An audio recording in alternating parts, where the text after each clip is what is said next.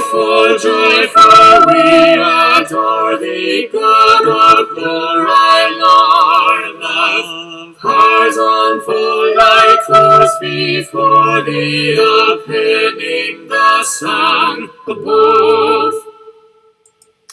Hi, this is a kind of first impressions review of a great piece of software called Ace Studio, which enables you to enter a melody with lyrics and it will sing it back to you. Now, Ace Studio have very kindly agreed to let me try this, but I'm not receiving any money from them or anything to do this review, and I will of course give you my honest opinion after having tried it out for just a few days. There are different ways in which you can enter the melody and the lyrics in Ace Studio, so don't be put off by the score that you can see at the moment if you can't read music. You can enter the melody and the lyrics without being able to read music, and I'll show you how to do that later on in this video. The score that you can see at the moment wasn't created in Ace Studio. I've made that in MuseScore.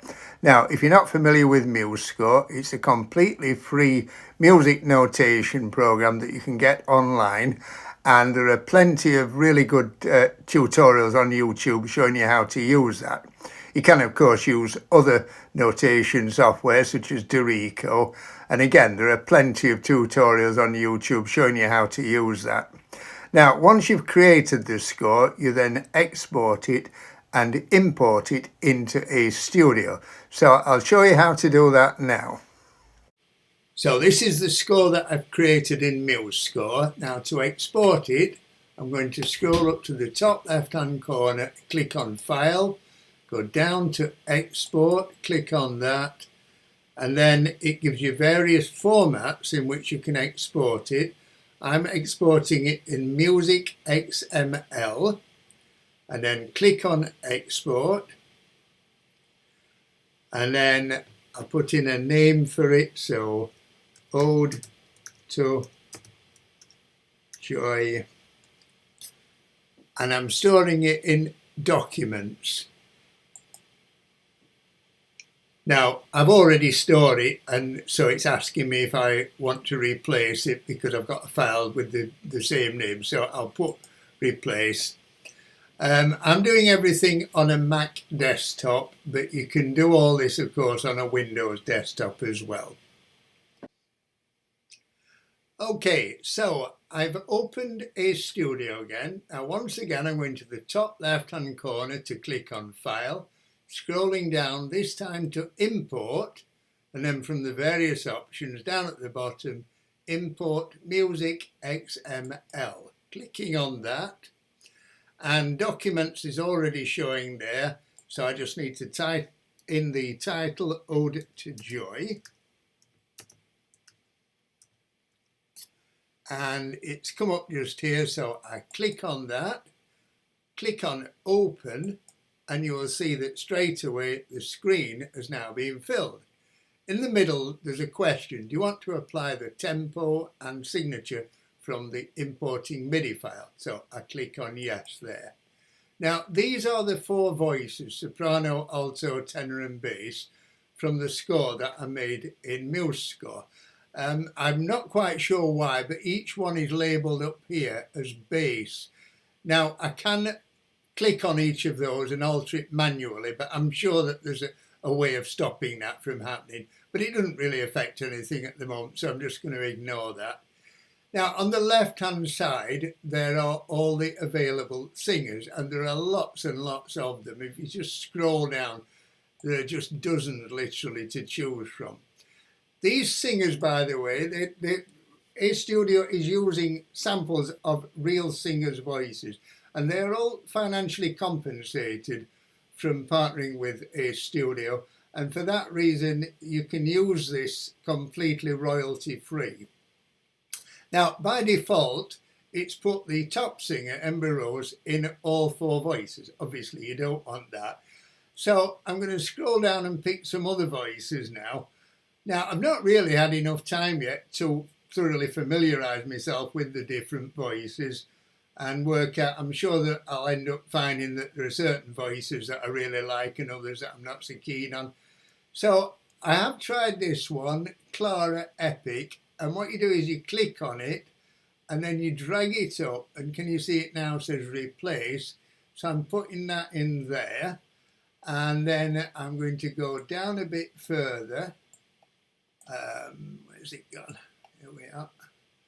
And click on this one, put her in there, and him in the tenor, and him in the bass. Okay, so we've got the 4 singers now. Now I'm going up here and clicking there. Can you see it says, when you hover above it, it says mixer. Click on it, and you can now adjust the volume of each singer separately.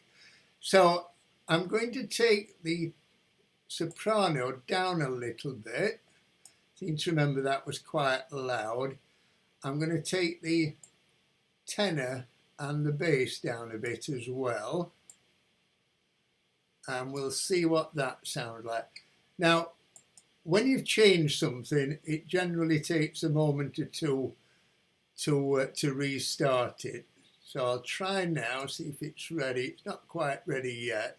Can you see it here? It says playback is about to start. Note of 4 pieces rendered.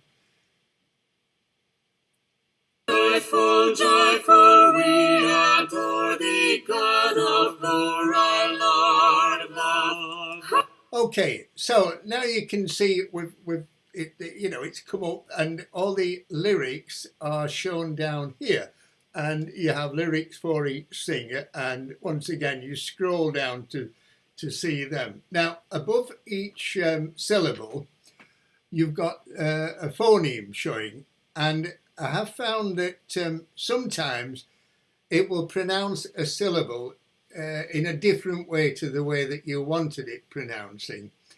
Now, Studio do have a list of all the phonemes so that you can check on that and change it. They've also got a nice little short video on YouTube with a useful tip where it says if a syllable is pronounced in a way that's different to the way you want it pronounced, think of another word with that syllable pronounced the way that you want, type that in the lyrics and see what it comes up with the phoneme for that. And if it's different, put the original lyric back in but change the phoneme, and I have found that that works really well. Now, there are all kinds of really advanced ways in which you can edit all the voices, and I haven't got to grips with them all yet, so I will mention those in future videos.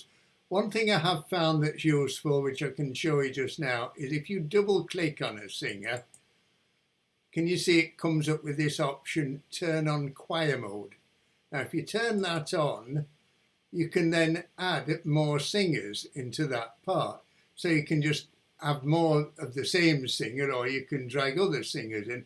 I'm just going to double this one, and it just makes a slight difference, just makes it sound slightly more realistic. Joyful, joyful, we adore. One thing I have found is if I try putting too many singers in the choir mode, I get a bit of a crackling sound. Now, I don't know what causes that. I wouldn't be at all surprised if it's simply the fact that I tend to store far too much on my desktop. So I must try having a bit of a declutter there and see if that helps. Another thing you can alter is just here where it says studio room.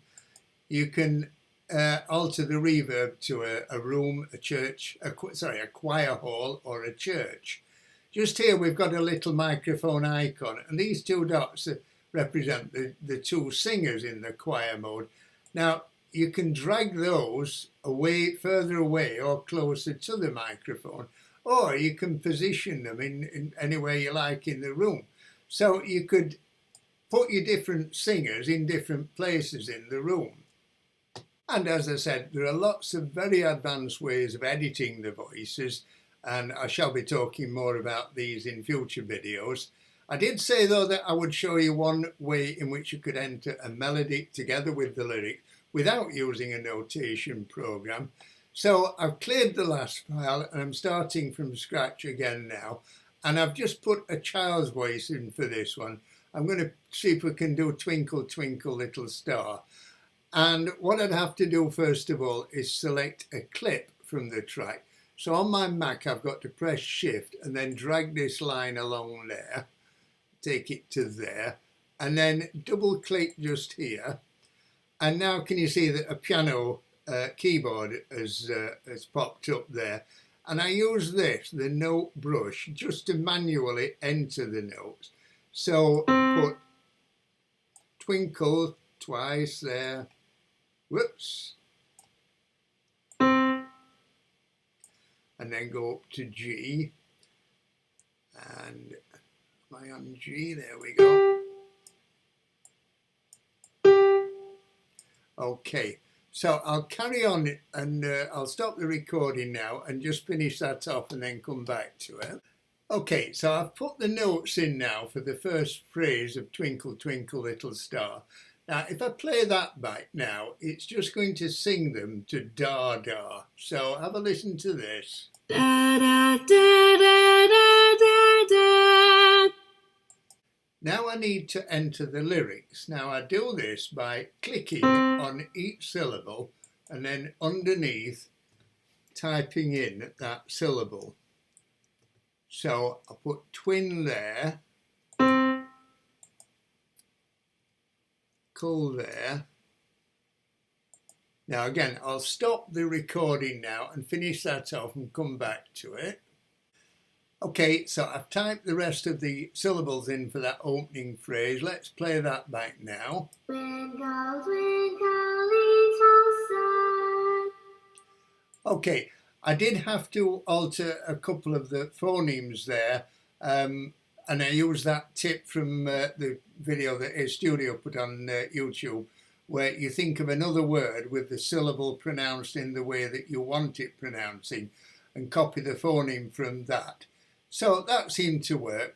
Now, I'm sure there's lots and lots that can be done to make that sound more professional, but you get the gist of how you can put the melody and the lyrics in without using any notation software. I've only really scratched the surface of what you can do in A Studio, and I've got a lot of learning myself to be able to really understand all the advanced features that it has for editing the vocals. So, what are my initial feelings about it after just a few days? Well, firstly, I would like to say that I'm quite excited about it. We've had software that will sing to oohs and ahs for quite some time now, but I've always wanted to be able to type in lyrics and hear them being sung back. So far, I've not really been able to get the voices to sound quite as realistic and professional as I would like them to, but I am optimistic that as I learn more about the advanced editing features that I will be able to do this. I would like there to be more operatic singers, but I gather that the software is being updated quite regularly with new features, so hopefully I'll get my wish there. So who is it useful for? Well, first of all, obviously, songwriters. These days, with the advances in technology, there are so many people writing songs at home in their bedroom, and this just takes things one stage further where they can actually hear the lyrics being sung back. That's so important to songwriters.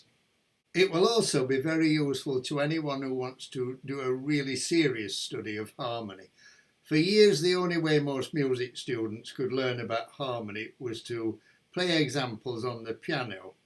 Now, when you're writing in 4 parts, it sounds so much better to hear the parts actually being sung.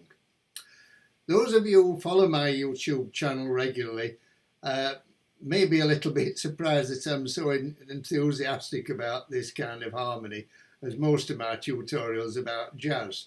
Well, I think about something that Fred Hirsch, the iconic jazz pianist, said in an interview in Open Studio. He was asked, if you were to buy 2 books about jazz that would help your playing and your improvising, what would they be? And he said, the Charlie Parker Omnibook, which is not a surprise, but the other one was Bach's Book of Harmonized Chorales. Now, I totally agree with him there, because there is so much that we can learn about chord voicing and voice leading from Bach chorales. And a program like this enables us to realise that to its full potential. I'm going to be making a new series myself in my YouTube channel about writing in 4-part harmony. So I'm certainly going to find Ace Studio to be a very helpful tool in order to do that. One final word I would say about the price. It is expensive, I would say, but I think it's worth it.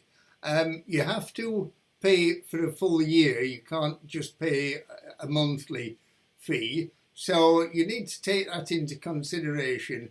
But I think when you consider how many professional singers they've used to make this, and the fact that they are compensating them, so that you can use them in a royalty-free way, I think it's definitely worth it for anybody that's quite serious about either writing songs or studying harmony. Okay, hope you found that useful. If you did, I'd be really grateful if you could give it a thumbs up and subscribe, and I'll see you in the next video. Thank you.